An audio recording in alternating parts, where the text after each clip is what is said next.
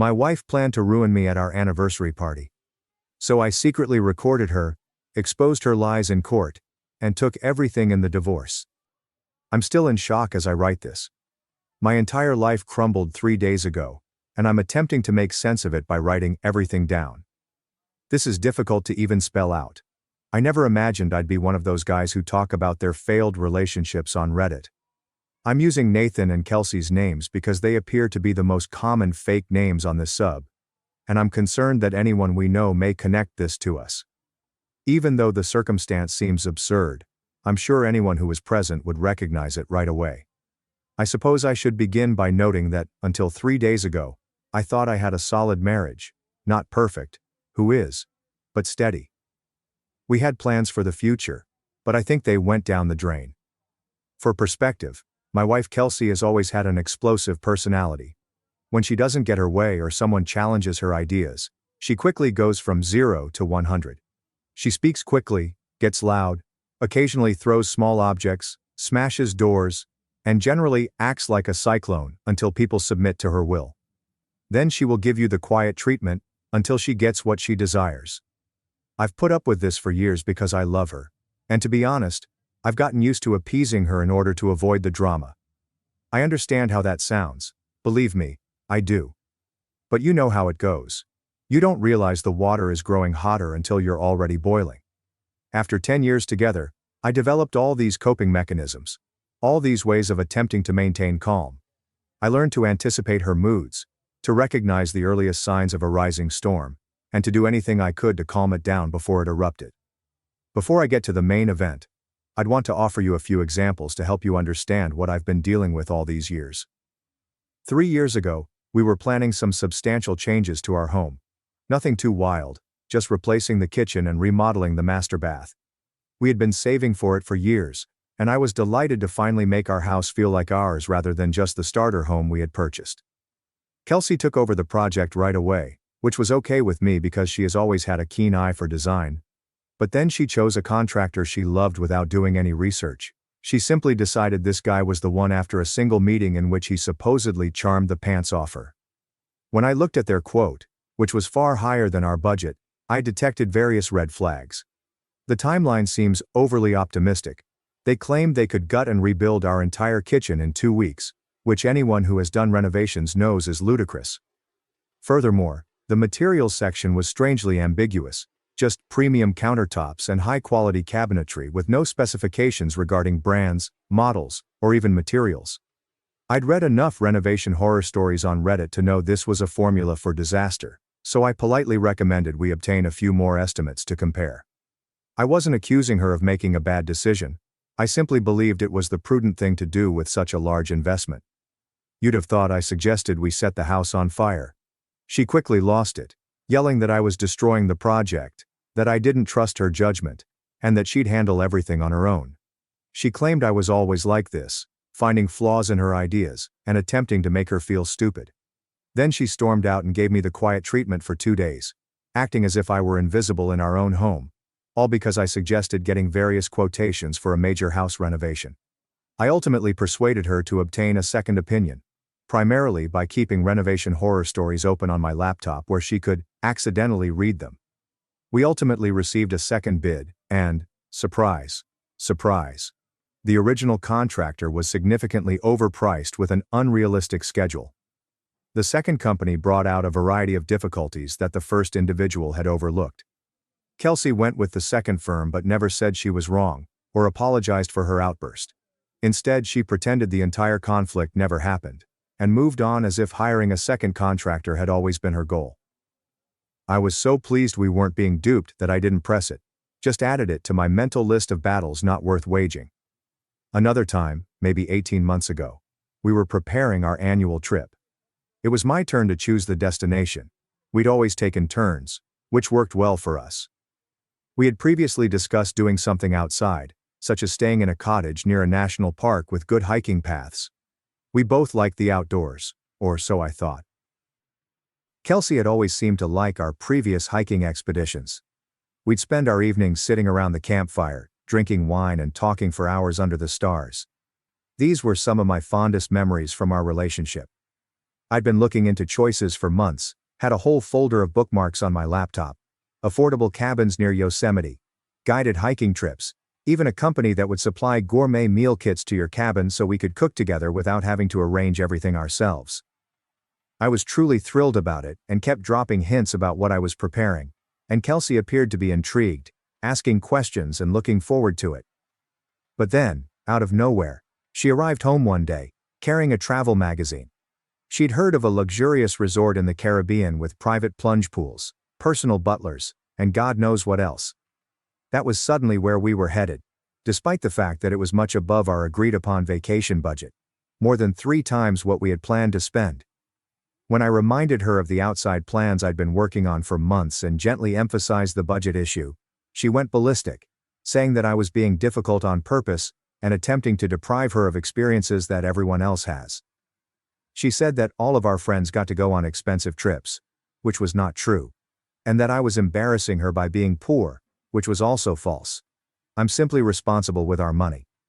She tossed a decorative pillow across the room, knocking over and damaging a picture frame containing our wedding pictures, which suddenly seemed meaningful, and proclaimed that the outdoor trip would not take place. She stated she'd booked the luxury hotel herself if I was going to be such a downer. She then slammed our bedroom door so hard that a painting fell off the wall and ignored me for several hours. I ended up sleeping on the couch, and when I mentioned it the next morning, she acted as if nothing had happened. The next day, she booked the resort, charging it to our shared credit card before I could complain further. I didn't oppose it since it was pointless. She'd already made up her mind, and I knew from experience that continuing to protest would only result in days or weeks of tension and passive-aggressive digs. We went to a posh hotel. It was nice, I suppose, but I couldn't enjoy it knowing how much it cost and how we got there. This cycle repeated throughout our marriage. When I questioned or disagreed with something, she would have a theatrical outburst, give me the quiet treatment, and then do whatever she wanted anyhow. I usually just presented my opinion calmly, watched her explode, and then agreed to her ideas since it was easier than dealing with the consequences. Our friends used to make fun of Kelsey because she always wore the pants in our relationship. They'd elbow me and say, "Happy wife, happy life, right Nathan?" And I'd laugh along with them because what else could I do? Admit it. I was terrified of my own wife's rage. That I'd given up attempting to be an equal partner in my own marriage because the emotional conflict wasn't worth it.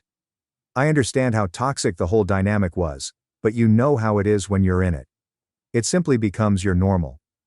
You adjust, and you tell yourself that every partnership has its eccentricities. I did love her, and we had some good times. But the continual walking on eggshells, the unpredictable explosions, and the sense that my thoughts and tastes were always second best wore me down over time. I simply didn't understand how much, until everything came crashing down. Now, for what happened 3 nights ago. The night that shattered my marriage and whatever remaining illusions I had about who my wife truly was. We were celebrating our 10th anniversary with approximately 50 guests at a lovely event location downtown that we had booked out for the evening. Kelsey had handled the majority of the planning, which was okay with me. Our closest friends, several of my co-workers, and Kelsey's family, her parents and 2 younger brothers, were among those that attended. My own family is abroad. My parents retired to Portugal a few years ago, and my sister is in Australia, so they were unable to attend, which now appears to be a gift in disguise. At least they didn't have to see the show in person. The evening had been going nicely until that point. The meal was delicious, the bar was open, and people were socializing and having a nice time. Several guests made small toasts over dinner, sharing memories and congratulating us. Kelsey seemed joyful and affectionate with me, squeezing my hand under the table and leaning down to whisper jokes about the speeches. After dinner, I planned to go up to the tiny stage area to thank everyone for coming. I'd planned a brief speech, thanking our guests and complimenting Kelsey on our decade together. But before I could make my way up there, Kelsey appeared on stage with her boss, David. I had no idea he was going to the party because he wasn't on the guest list we discussed. Apparently, he arrived approximately an hour into the gathering, after Kelsey had momentarily departed and returned with him. Her family was also surprised to see him. When David walked in, I noticed her father looking at her mother, perplexed. Kelsey snatched the microphone from its stand, and the room became silent, as everyone turned to gaze at her. She had an odd smile on her face, not her typical friendly smile, but something different, almost triumphant. She began to discuss how tonight was a celebration of more than just our 10 years together. It was also about a fresh beginning for her. I recall feeling confused, but I assumed she was talking about a career advancement or something. Then, without warning, she declared that she was leaving me. The room went completely silent. Everyone was staring back and forth at us, absolutely stunned. I felt as if someone had just knocked all the air out of my lungs. My brain was unable to grasp what was going on. The words did not make sense together. Kelsey and leaving me were not compatible notions in my universe. I kept thinking there was a mistake, that I had misheard, or that this was some strange prank. But she kept going, and things got much worse. She gestured to David, who stood alongside her. He's around 10 years older than us, has been divorced twice, and told me she was leaving me for him because she had found someone better. Someone who was actually man enough to give me what I needed, which was a baby, and the opportunity to start a family. These words, man enough, ripped through me like a knife. We'd been trying to have a baby for some years without success, and I'd recently discovered that I had some fertility concerns. It was something I was still processing, something profoundly personal that we'd only communicated with our closest family members. And there she was, shoving it in my face in front of everyone we knew. She concluded by adding, "This is happening now. This is my choice, and I am moving forward with it," in a cold, resolute voice that I barely recognized, as if she were announcing a business decision rather than ending a decade-long marriage. I simply stood there, frozen. It felt like I had been punched in the gut, or worse, like I had been hit by a vehicle yet was still standing. I could not breathe. My face felt hot, then cold. The room appeared to tilt and wobble around me. I looked around and saw all these people looking at me with sympathy and horror. Friends had just congratulated us. Co-workers who now have this as their primary memory of me. Kelsey's relatives looked as surprised as I was. Then I returned my gaze to Kelsey, who was standing proudly next to her boss, a man who'd been to our house for dinner parties, shook my hand, and looked me in the eye while obviously sleeping with my wife behind my back. My mind was racing, trying to figure out when this may have started, how long it had been going on, and how I could have missed all of the indications. We had dinner together the night before, discussing party plans.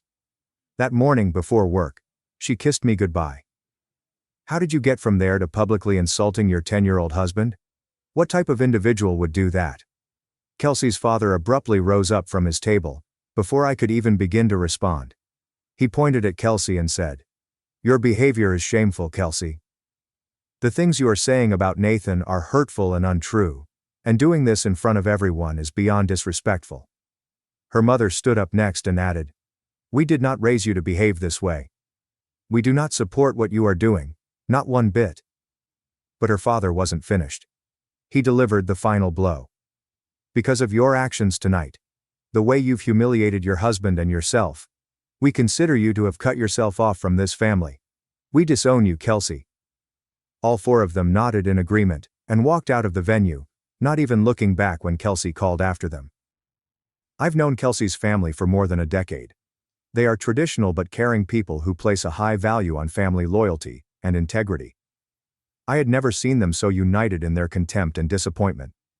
I believe it was when the reality of what was going on became clear to me. If her own family, who had always supported and loved her completely, was leaving her because of this, she had definitely gone too far. Kelsey certainly didn't expect that reaction. She began yelling after them, her voice high-pitched and frightened, but I couldn't make out her exact words due to the blood pouring through my ears. David attempted to calm her by placing his hand on her arm, but she forcefully ripped it away. She appeared absolutely deranged at the time, a far cry from the confident woman who had just declared her decision to leave me for a better man. I eventually snapped out of my shock. As I approached the stage, I had a peculiar sense of tranquility. I believe it was my brain's way of protecting me, turning off all feelings so that I could operate. I kept my voice calm, even frigid, as I looked both of them in the eyes and stated, "You need to leave." Now I could hear how different my voice sounded, almost like it belonged to someone else. David, that pompous bastard, had the nerve to try to make things better. He began to say, "Nathan, we need to talk, but I interrupted him mid-sentence. No, we don't. You both need to get out of here before I punch your nose in right now. I pointed to the exit that her family had used. Something in my look must have indicated that I would not say it a third time. They exchanged looks before moving off the stage to a nearby table where they had left some personal belongings. After they departed, 50 people stood there, not saying anything, just shocked faces staring at me, waiting to see what I would do next. My employer was there with his wife, as were some of my oldest friends, who had known us as a couple throughout our relationship. I felt compelled to say something, to bring an end to this terrible train disaster of an evening. I walked back to the stage area, cleared my throat and said, I believe the party is over. I'm sorry it had to end this way. My voice cracked slightly, but I pushed through it. Thank you all for coming tonight. I appreciate your support. What else could I say? Surprise, my wife has been cheating on me with her boss, and I found out at the same moment you did. Or, don't worry, I'm just dying inside. There was nothing that could save the situation, and no words could make any of us forget what had occurred. People began gathering their belongings, whispering to one another, and giving me these dreadful looks of pity, as they walked towards the door. A handful of my closest friends approached me, nervously patting my shoulder or giving me quick hugs while murmuring things like, call if you need anything, or, I'm so sorry, man. I nodded mechanically and thanked them. But I couldn't truly process what they were saying. It felt like I was underwater, with everything muted and distant. Within roughly 30 minutes, the space was empty, with the exception of the venue personnel, who were plainly uncomfortable and attempting to be as discreet as possible as they began cleaning up. I stayed to assist with the first cleanup, partially because it was part of our rental agreement, but primarily because I wanted something to do, something normal to focus on while my brain caught up with reality. The venue manager kept giving me sympathetic looks, which only made things worse. I paid the remaining money, signed the documents she put in front of me, and then left. When I went home and walked into our empty house, it hit me all over again. 10 years of marriage had ended. I sat on the edge of our bed, which we had shared for a decade, and eventually broke down. I'm not sure how long I sat there, but I finally got myself together enough to check my phone. Kelsey sent me a deluge of SMS. Her texts were all over the place, shocked by her family's reaction. I can't believe they would do this to me, admitting the revelation was a mistake, but not backing down from leaving me. I shouldn't have done it that way, but you have to understand, I need to move on. Suggesting we chat or see a counselor, we should sit down with someone who can help us through this transition. Claiming it was a cry for help without explaining what help she needed, or why she'd chosen to beg for help by embarrassing me in public. Then she tried to blame me for her decision to leave, saying, if you had been more attentive, if you had taken my needs more seriously, it wouldn't have come to this. The tone and content of the text kept shifting, as if she was urgently flinging everything at the wall to see what sticks. One moment she was the victim of her terrible family, and the next she was graciously offering to talk things over with me. Then she was the aggrieved party, driven to extremes by my inadequacies as husband. It was classic Kelsey, unable to accept responsibility for her actions, and always seeking for a way to spin the story to make herself look better. This time, however, no spinning was involved. She had passed an uncrossable line. I did not respond to any of them or answer her calls. I decided to contact a divorce lawyer the next morning and set up an appointment to begin the formal process of ending our marriage. I'm writing this to document what happened, not to question whether what I'm doing is correct. I understand what I need to accomplish. I'm simply trying to figure out how my life fell apart so totally in one night. Update. Thank you for all your comments on my first post. Some of you have asked for more information regarding the celebration and Kelsey's family's reaction. Kelsey's disbelief rapidly changed to rage when she saw I wasn't going to go along with her desperate attempts to rewrite what she'd done. Her texts became incessant, ranging from pleas to insults to direct threats. She claimed I was wrecking her life, that I was overreacting, and that I should not have filed for divorce. Nathan, we can fix this. I was just confused. Don't do this. You're acting like a child. You always overreact to everything. You're going to regret this. I'll make sure everyone knows you were never there for me. I did not respond to any of them. I kept them all, and sent the threatening ones to my lawyer. He encouraged me to maintain a strict no-contact policy and communicate exclusively through our attorneys.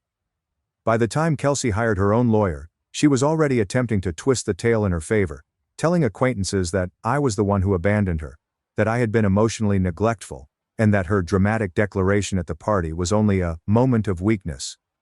However, I did not have to worry about convincing anyone. I had the truth on my side, as did everyone who witnessed the disastrous incident at the party. Kelsey attempted to claim alimony in her response to the divorce petition, stating that our 10-year marriage, along with our economic disparity, entitled her to financial support. She seemed to believe she could wipe everything and reinvent history. My lawyer and I had planned a direct response. We informed her lawyer that if she sought alimony, we would present sworn affidavits from witnesses, friends, colleagues, and even her own family, who witnessed her publicly humiliating me, announcing she was leaving me for another guy, and being disowned by her own parents.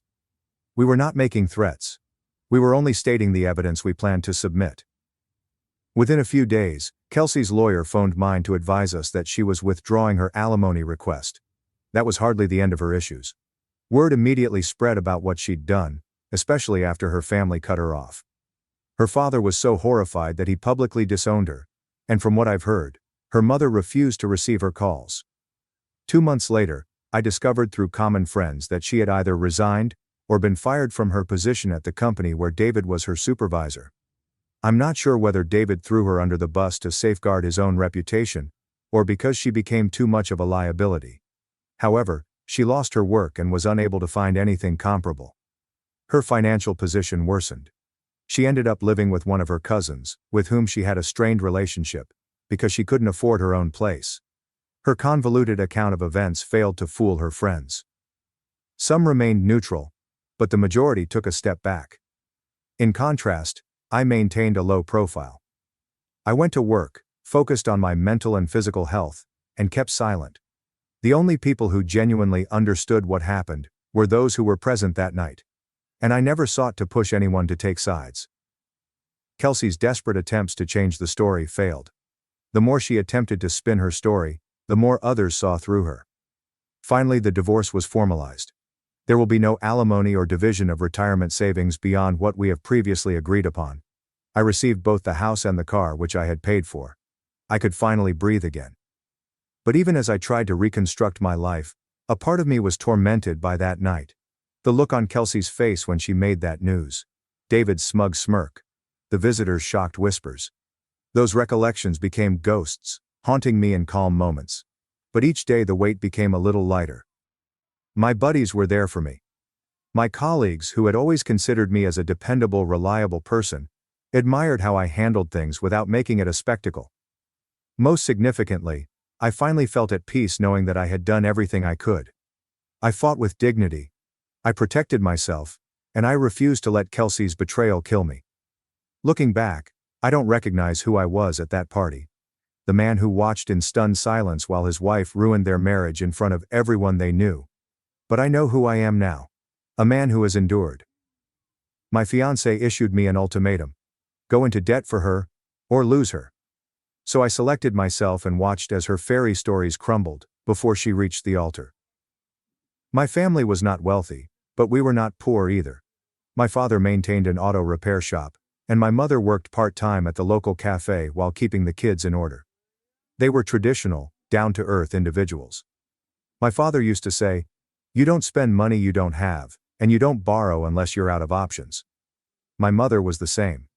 If we couldn't afford something, we didn't need it. No complaining, no shortcuts, only hard work and patience. Growing up, I learned the importance of saving early. My first job was mowing lawns for neighbors during the summer, and instead of spending the money on video games like my pals, I saved the majority of it. By the time I graduated from high school, I had saved a couple of $1,000s, which felt like a lot at the age of 18. College was not a huge, glamorous affair for me either. I attended a local public school while also working part-time at a hardware store to supplement my income. My degree was in information technology, which was not exciting, but it provided me with solid employment as a network technician after I graduated. It wasn't the type of job that makes you say, "Wow," but it paid well and I didn't dread going to work. By the age of 31, I had achieved the life I imagined for myself. I had a little apartment, a 10-year-old pickup truck that still worked well, and a reasonable savings account. I wasn't into shiny things. I bought my clothes on a bargain, prepared most of my meals at home, and didn't care about following trends. Life was easy, and I was satisfied. Now I will admit that my dating experiences were not particularly memorable. I'd had a few girlfriends in the past, but nothing meaningful. Most of them wanted to relocate to the city, or live a lifestyle that I couldn't and didn't want to afford. That was all right with me. I believed the proper person would come along someday. Someone who enjoyed the same quiet life I did. Then Tina arrived. I met Tina at a friend's house. My friend Jake had recently moved into a new home, and he had a small party to celebrate. I hadn't planned to meet anyone that day. I arrived in a flannel shirt and jeans, carrying a 6-pack of Coke, just wanting to hang out with my pals. Tina strode in as if she owned the place. She was wearing a flowy dress and sunglasses that seemed more expensive than my truck. She had an aura about her that suggested she was used to being noticed. I recall thinking, she's way out of my league. But we eventually talked. It turns out she was Jake's girlfriend's co-worker who was visiting from the city. I don't recall how the conversation began, but I remember being shocked at how easy it was to communicate with her. She was not as menacing as she appeared. She laughed at my jokes and said she appreciated how relaxed I was. We kept in touch for a few weeks. Tina seemed different from the other women I'd dated. She told me she was weary of the city and liked how authentic everything felt in my hometown. She stated she admired how I didn't try to impress others, and appeared to know exactly what I wanted out of life. For a while, I believed her. Tina began to visit more frequently. She enjoyed the peaceful mornings we'd spend on my porch drinking coffee, and she didn't seem to mind that I lived in a modest, no-frills apartment. She even went fishing with me a few times, but she wasn't very good at it. When she twisted the line or dropped the hook, she laughed at herself, and I thought, this is it, she gets me. We dated for 2 years, and I thought everything was ideal. Sure, Tina had her moments.